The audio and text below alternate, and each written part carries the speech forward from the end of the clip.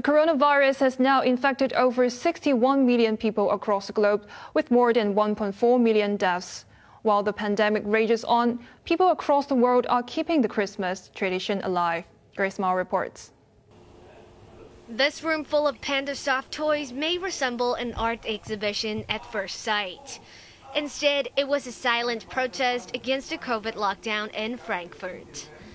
In an act of defiance, the eatery's owner said a nationwide order to shut all restaurants, pubs, gyms, and cinemas since November 2nd has driven his business into the ground.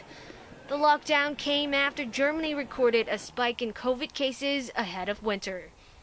The government is now facing the difficult decision of whether to extend the restrictions into Christmas after an uptake of nearly 23,000 cases yesterday, pushing total infections past the 1 million mark.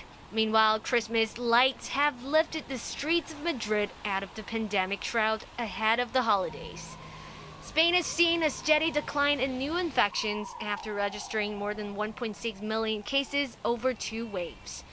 The streets of the Spanish capital may be empty, but 10 million LED lights will add a warm touch until the new year.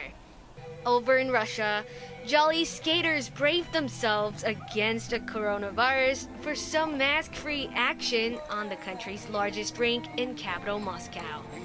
Upon entry, however, visitors still had to cover their faces and get their temperature checked.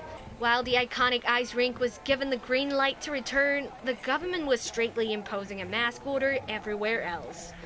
Authorities conducted raids in public places and even apartments, stopping anyone who did not have their faces covered.